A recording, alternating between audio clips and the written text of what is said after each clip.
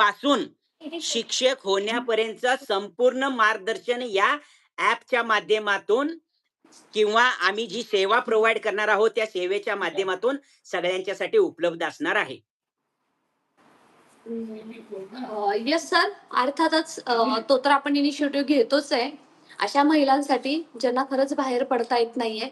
Generally हा initiative महिलांसाठी आहे. मला हे महिलांसाठी मी का बोलते? कारण घर सगळं सांभाळून त्यांनी अभ्यास केलेला आहे. शिक्षक होण्याचं स्वप्न पाहत आहेत. मुलांकडे थोडेसे ऑप्शन असतात. त्याच्यामुळे विमेन्ससाठी हा खूप महत्त्वाचा ठरणार आहे. आणि ज्यांना शक्य आहे त्यांनी आणि ज्यांना खरंच गरज आहे त्यांनीच याचा लाभ घ्या. अन्यथा आपण जबरदस्ती कोणावरती करत नाहीये. आपण फक्त हा राइट. सुरुवात शिवनेटी फाउंडेशनच्या माध्यमातून करत आहोत. शिवजयंती दिवशी करत आहोत. छत्रपतींच्या प्रेरणेतून करत आहोत. आणि हा शिवसंकल्प घेऊन येत आहोत, की आता तुम्ही शिक्षक भरतीमध्ये उतरला आहात ना, तर तुमची काळजी तुम्ही करू नका. थोडंसं आपण एकत्र येऊन करूयात आणि सर्वांनी जेव्हा आपण एकत्र येऊन एखाद्या गोष्टीचं सोल्युशन काढू, तेव्हा तुम्हाला नक्की त्याच्यावरती यश सुद्धा मिळेल आणि अर्थातच तो प्रॉब्लेम सुद्धा सॉर्ट आउट झालेला असेल. मित्र-मैत्रिणींनो, तुमचे थोडेसे प्रश्न लाईव्ह मधले आपण घेऊयात. लाईव्ह सेशनला ऑलरेडी सुरू करायला थोडासा उशीर झाला. थोडं आमची कोर कमिटीची मीटिंग चालू होती त्याच्यामुळे. थोडेसे प्रश्न घेऊयात. सर, हायलाइटेड प्रश्न असतील तर तुम्ही त्याचं उत्तर देऊ शकता.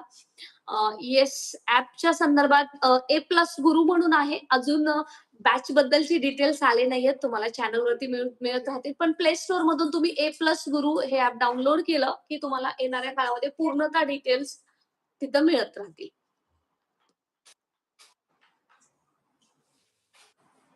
सॉरी, SC-BC विमेनचा आहे प्रश्न. कोकणे okay. Rohini. SC-BC women TET score is 128. BSc D.Ed. Maths and Science. Both paper 1 and 2nd pass. So should preference be given to the ZP 1 to 5? Should be given to the 6 to 8? Please tell. Sir, याचं उत्तर तुमच्याकडून अपेक्षित आहे. Okay. मला वाटते Rohini madam, तुम्ही अगदी स्पष्टपणे सांगितलेलं आहे, की तुम्ही SC-BC कॅटेगरीमध्ये महिला आणि टेटचा स्कोर तुमचा 128 आहे. BSc D.Ed आहात, मॅथ्स आणि सायन्स. ओके. पेपर 1 आणि पेपर 2 दोन्ही क्लिअर आहे. तर प्रेफरन्स झेडपीला 1 ते 5 ला देऊ की 6 ते 8 ला देऊ? प्लीज सांगा. मॅडम, मागच्या लाईव्हचा तुम्ही जर विचार केला तर तुमच्या एक गोष्ट लक्षात येते का बघा रोहिणी मॅडम, की 50% नोकरी ही तुमच्या प्रेफरन्सवर अवलंबून असणार आहे. सगळ्यात महत्वाचं म्हणजे तुम्हाला सायन्स आणि मॅथ्स या विषयामध्ये SC-BC कॅटेगरीमधून तुमच्या जिल्ह्यातून, तुमच्या प्रवर्गातून तिथं जागा उपलब्ध असतील आणि तिथं कॉम्पिटिशन या 2 विषयासाठी कमी असेल, तर निश्चितपणे 6वी ते 8वी साठी द्यावं.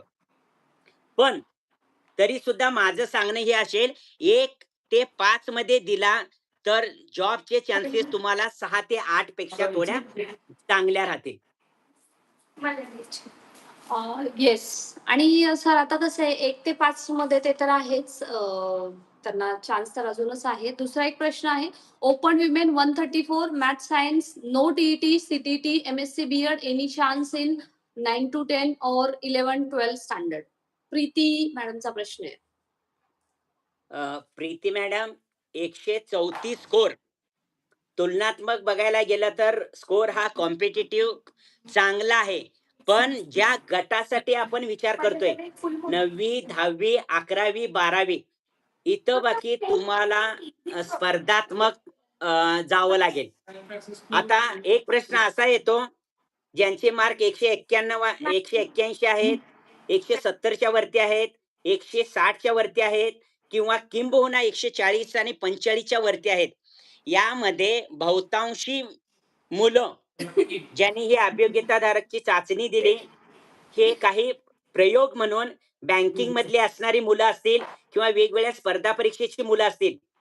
तसं बघायला गेलं तर आपण एका दृष्टीनं अंदाज लावून तुम्हाला 9वी ते 12वीला चान्स मिळणार नाही म्हणणं एका प्रसंगी उचित ठरणार नाही. पण गेल्या वर्षीचा आपण अनुभव बघितला, 9वी, 10वी, 11वी, 12वी आणि आता या वर्षीचा तुमचा स्कोर वुमन मधून जरी असला तर 134 हा स्पर्धात्मक आहे.